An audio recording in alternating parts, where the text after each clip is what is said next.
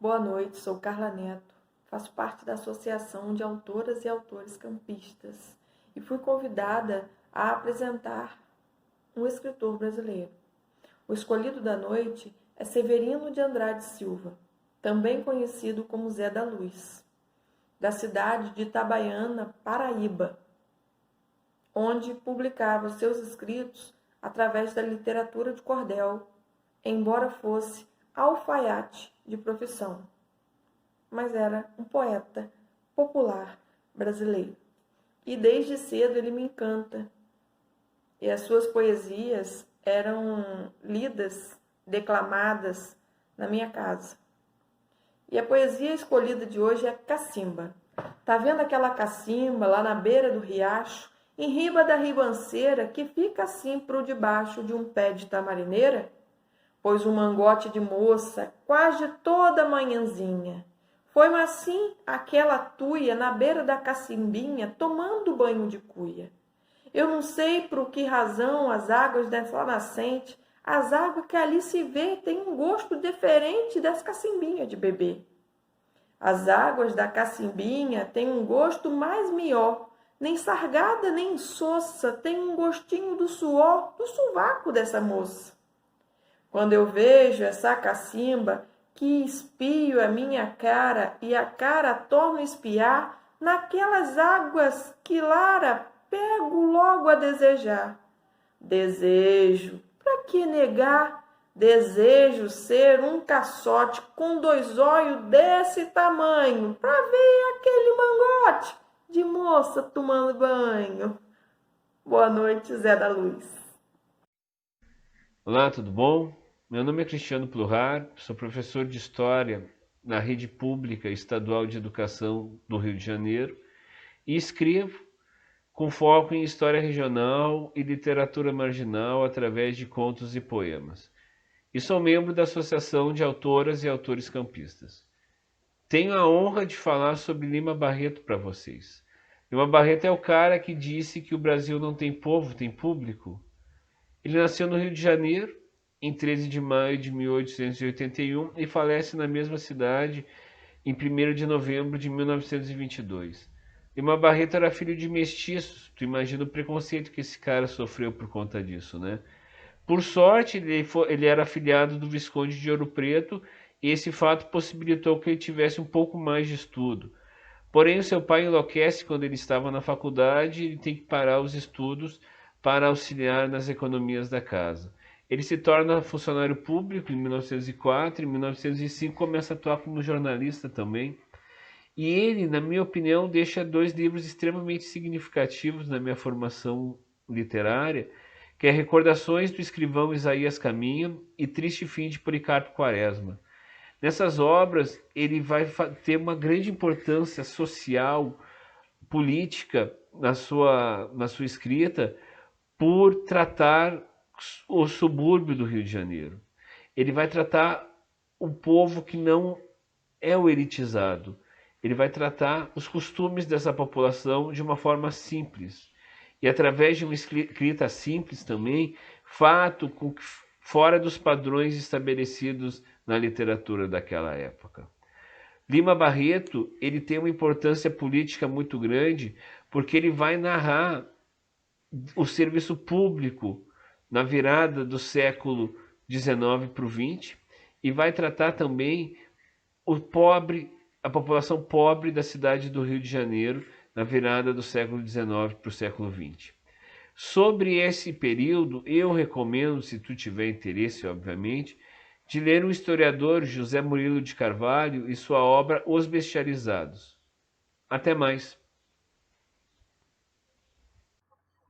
Olá, gente. Eu sou Carmen Eugênia, faço parte da Associação das Autoras e Autores Campistas e hoje passo por aqui para falar um pouco com vocês sobre uma obra literária que muito me interessa. Afinal, dia 5 é Dia Nacional da Língua Portuguesa, que foi criado pelo Decreto 11.310 de 2006. Eu sou Carmen Eugênia e faço, junto com Silvia Paz, uma parceria para escrever livros infantos juvenis. Né? E Hoje eu venho apresentar para vocês a literatura de Carolina Maria de Jesus, que nasceu em 1914, uma autora clássica do quarto despejo, negra, de periferia, catadora de lixo. Ela foi descoberta no ano de 1958 pelo repórter Adálio Dantas, na favela de Canindé, em São Paulo. Quarto Despejo foi um livro que vendeu no ano de 1960 mais de 80 mil exemplares. O Quarto Despejo, Diário de uma Favelada, foi traduzido para vários idiomas e foi para vários países. Além de Quarto Despejo, que foi o grande referencial de Carolina Maria de Jesus, temos o Diário de Bitita, Casa de Alvenaria, Pedaços de Fome e Provérbio. Outros livros de Carolina, como Meu Estranho Diário e Pedaços de Fome. Poesia, ela também foi poeta, teve várias músicas gravadas, e aqui fica, para finalizar, o referencial de Maria Carolina como inspiração para a militância negra. Espero que vocês tenham gostado e até mais. Meu nome é Eliana Garcia, faço parte da Associação de Autores e Autoras Campistas, e para homenagear o Dia da Língua Portuguesa, eu escolhi Joaquim Maria Machado de Assis para essa homenagem. É um grande autor de vários romances, muitos romances, né?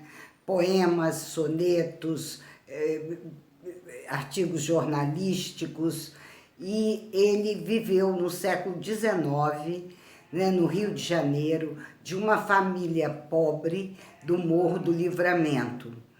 Ele estudou muito pouco, né, e foi casado com Dona Carolina, que era uma mulher culta e que uma grande incentivadora dele. Inclusive, ela era a sua revisora, a revisora de seus textos. E foi ela que apresentou a ele os autores clássicos portugueses e ingleses.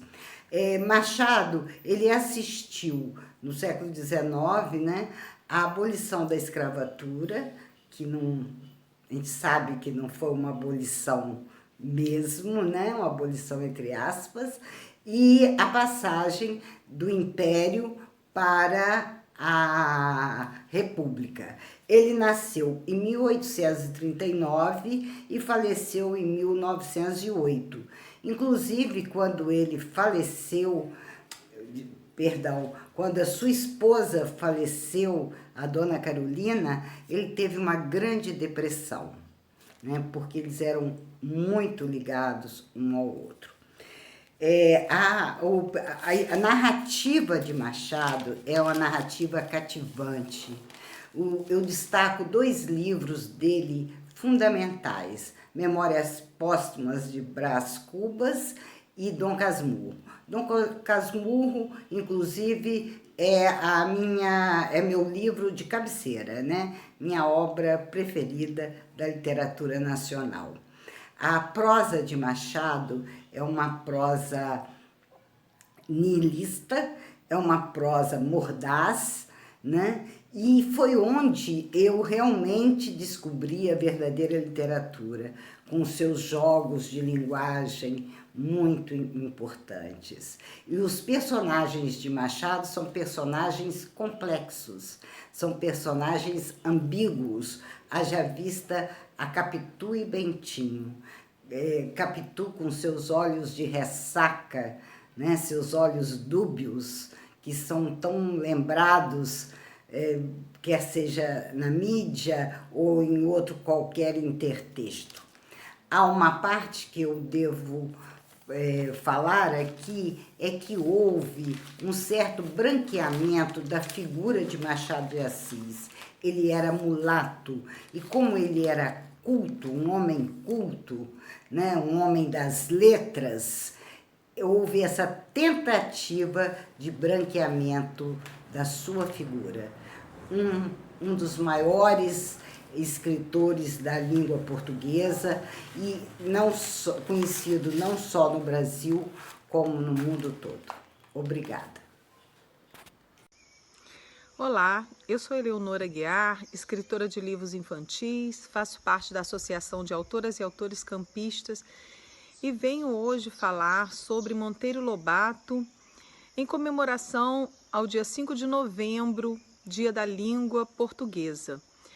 Monteiro Lobato, dentre muitas qualidades, ele deixou para o nosso país a sua literatura infantil, que foi pioneira numa época em que nós tínhamos tudo importado da Europa, traduzido e que nenhum significado tinha para nossas crianças. Ele escreveu O Sítio do Pica-Pau Amarelo e tantas outras histórias retratando a realidade brasileira, o cotidiano do campo onde ele tinha vivência. Mas para mim, o caráter fabulista de Monteiro Lobato foi o mais importante.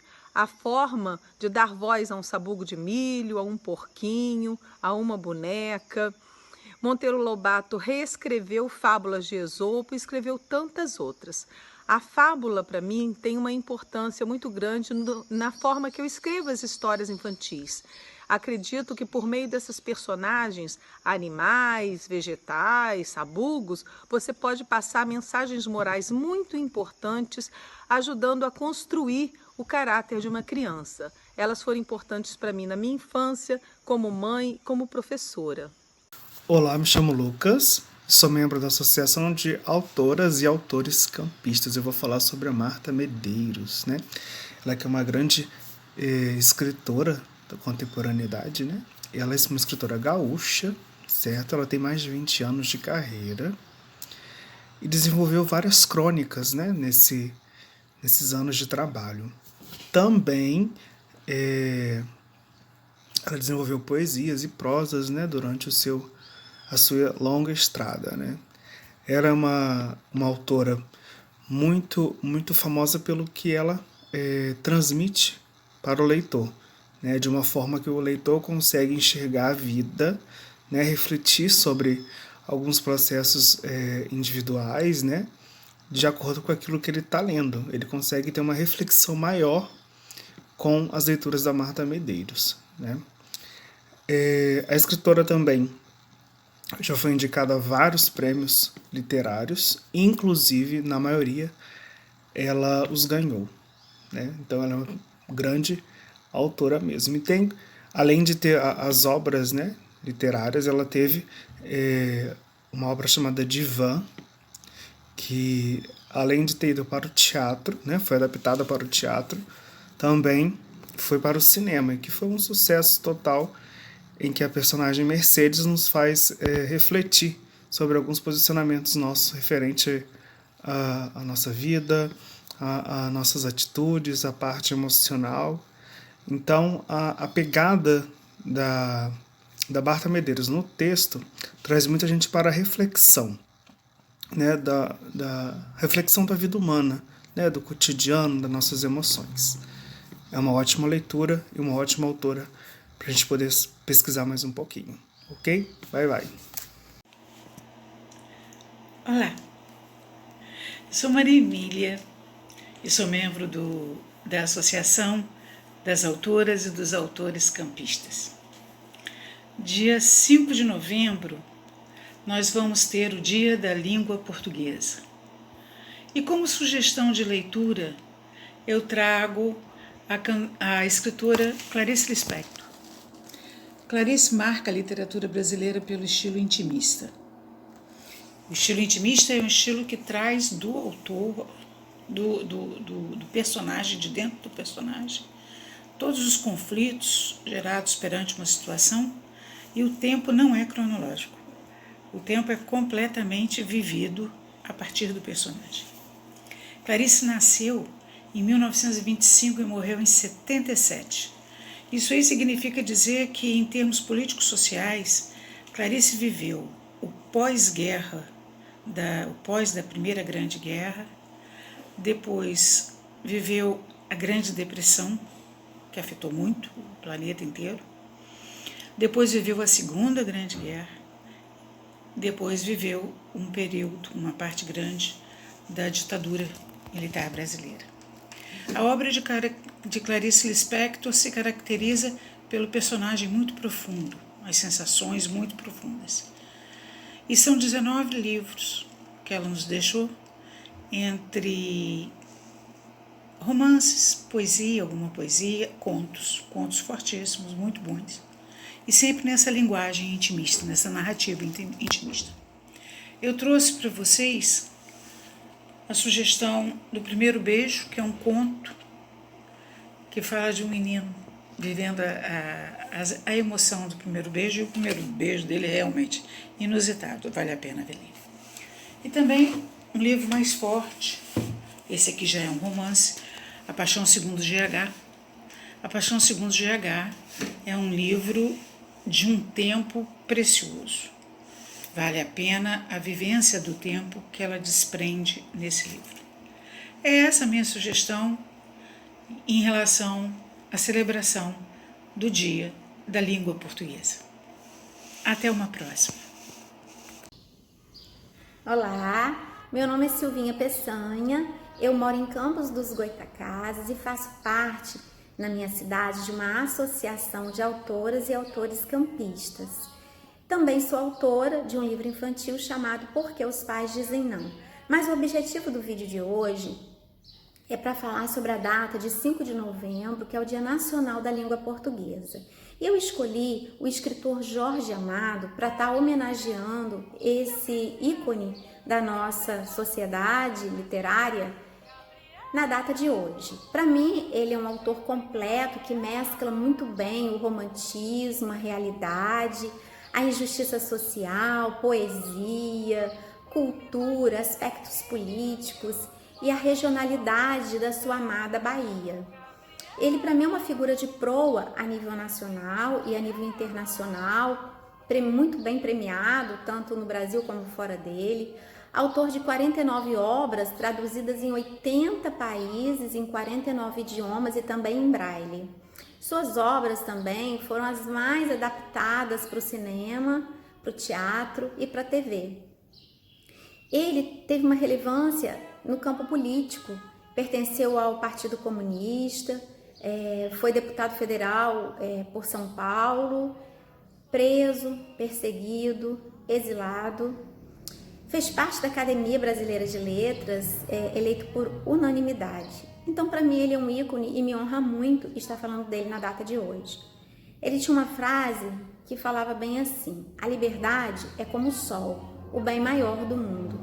E eu acho que a leitura, a literatura e o conhecimento são libertadores.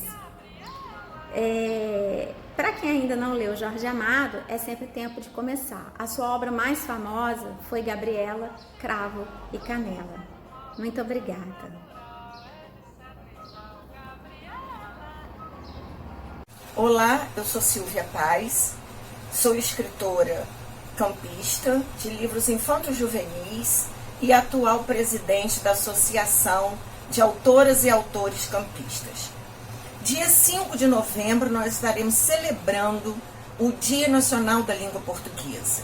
E nós, da AAAC, resolvemos celebrar de uma maneira diferente, né? Cada um de nós escolheu um autor brasileiro. Eu escolhi Manuel de Barros, o poeta Manuel de Barros. Mas por que eu escolhi o poeta Manuel Venceslau Manuel de Barros, né? É porque ele escreve com olhos e coração encantados. Ele escreve como jovens sonhadores e como crianças levadas, com toda a magia desses dois mundos. Manuel de Barros é considerado um dos maiores poetas da língua portuguesa. Ele é nascido em Cuiabá, mato-grossense, né? Mas sua obra só começou a ser conhecida nos anos de 1980. Em 87, ele recebe o maior prêmio da literatura brasileira, que é o Prêmio Jabuti, o Troféu Jabuti, em 87, né? É um poeta que não é muito falado nas redes sociais, mas se vocês forem buscar no canal do YouTube, vocês vão saber muita coisa interessante sobre esse poeta brasileiro, um dos maiores da língua portuguesa, o Manuel de Barros. Eu sou Thalita Batista, pertenço, né, faço parte de uma associação de campos dos autores e autoras campistas, AAAC. Eu moro em Campos dos Goytacazes, né, sou professora aposentada e tenho um livro escrito, estou fazendo meu segundo livrinho. E como o dia 5 de novembro é o Dia Nacional da Língua Portuguesa, eu quero, nesse vídeo, atender a uma proposta da AC para a gente fazer uma pesquisa e tentar falar, ressaltar, apresentar, né, no vídeo alguma coisa ligada a um determinado escritor da língua portuguesa. Eu hoje vou trazer para vocês, vou falar sobre Casimiro de Abreu. Casimiro de Abreu, filho natural de José Joaquim Marques de Abreu e Luísa Joaquina das Neves, nasceu em 4 de janeiro de 1839, na freguesia Sacra Família da vila de Barra de São João, então província do Rio de Janeiro. Em 27 de novembro de 1850, ele foi adotado por José Joaquim Marques de Abreu, juntamente com suas duas irmãs, Maria e Sabrina. Em 13 de novembro de 1853, muda-se para Portugal.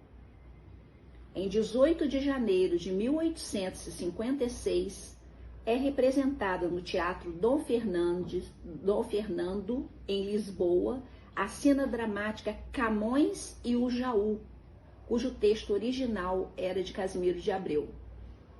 Em 9 de julho de 1957, chega ao Rio de Janeiro, de regresso a Portugal. Em 2 de setembro de 1858, em carta escrita do Rio, né, onde ele estava, depois de assinar-se Casimiro de Abreu, diz o poeta, explica o poeta isso aqui: aumentei o meu nome com o D.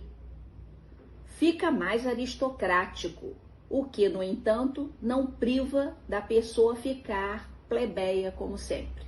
Então, o nome dele era Casimiro Abreu.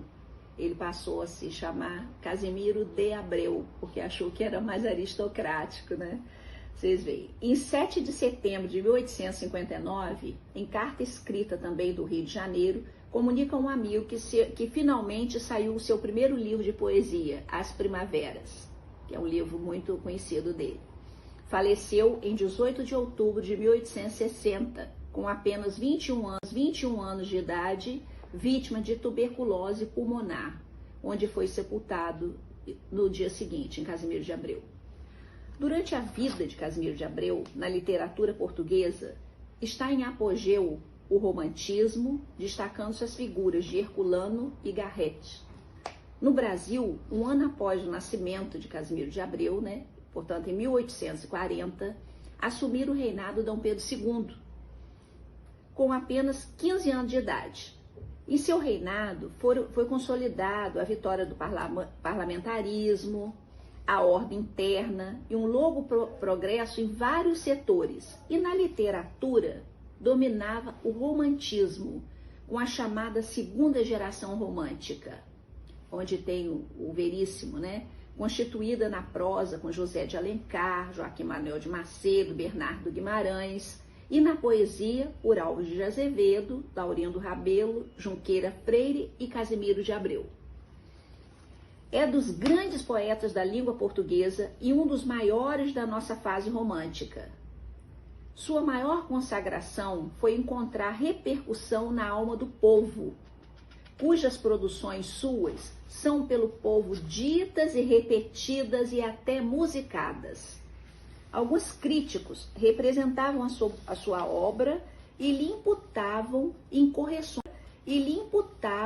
incorreções de linguagem, insinuando que não era um bom escritor, mas poeta, cujos maviosos acordes sabem o caminho do coração, ainda que com os deslizes da métrica. Os críticos são difíceis, né? Soube dotar com valor poético os temas que elegeu para suas obras. Sua alma jovem e meiga vibrou com o tema mulher. Amou a terra natal, a mãe, a irmã, sofreu por saudades. O estilo de Casimiro de Abreu encanta. É suave, espontâneo, simples, conciso, claro, adequada à ternura dos seus sentimentos e de amor, a tradução de uma dor profunda, mas serena. Certos estados psíquicos vagos, indefiníveis, acham nele expressão simbólica eficiente. Por exemplo, em Noites Lindas, ele falava: minha alma aberta em flor sonha contigo. O professor Gladislene Chaves de Mello, na apresentação do livro Casimiro de Abreu, esse livro aqui, né? Esse livro aqui, Nossos Clássicos, da editora Agir, de 1961, afirma que se ele fosse estabelecer uma classificação dos nossos grandes poetas românticos, sonha contigo. O professor Gladislene Chaves de Mello, na apresentação do livro Casimiro de Abreu, esse livro aqui, né? Esse livro aqui, Nossos Clássicos, da editora Agir, de 1961, afirma que se ele fosse estabelecer uma classificação dos nossos grandes poetas românticos, daria o primeiro lugar para Gonçalves Dias, atendendo à excelência de sua inspiração, ao seu conhecimento real da vida, à sua capacidade de expressão poética e à sua riqueza linguística.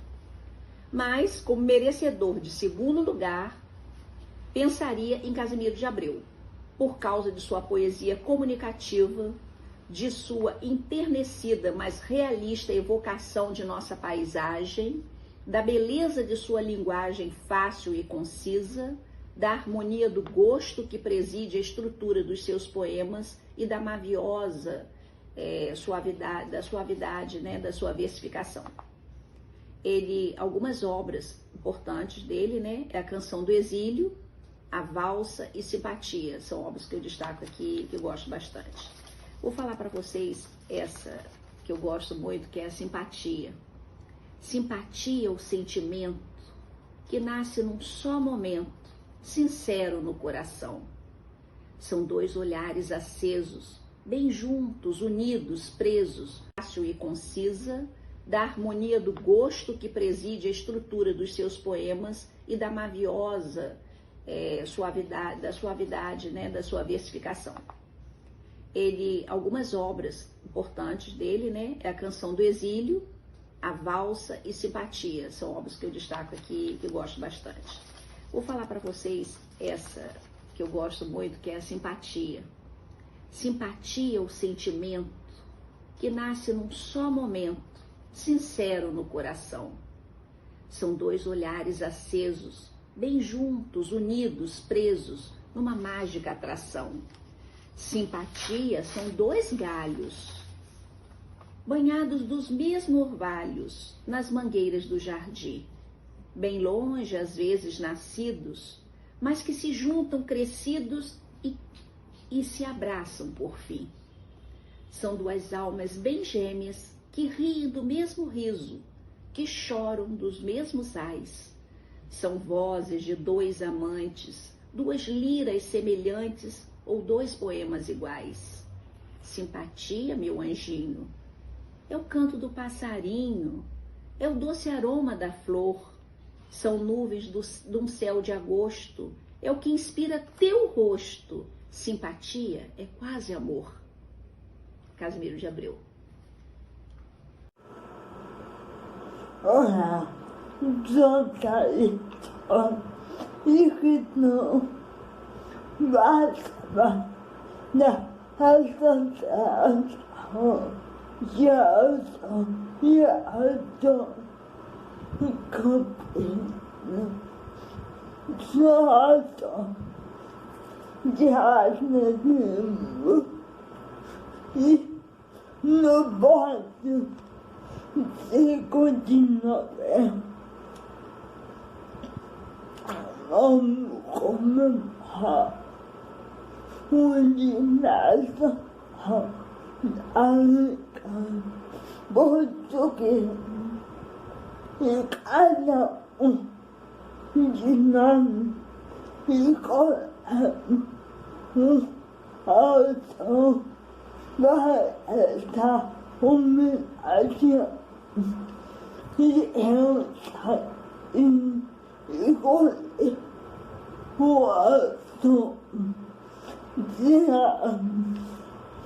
E é uma ação jornalística que tem valorizar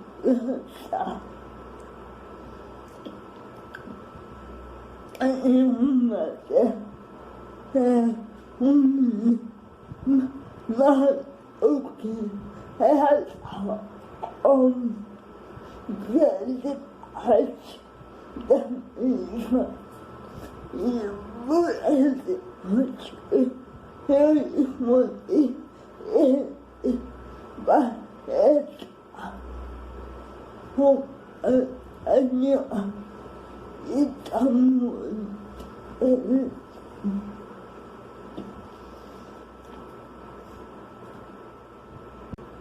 então muito homenagem que demais na minha infância.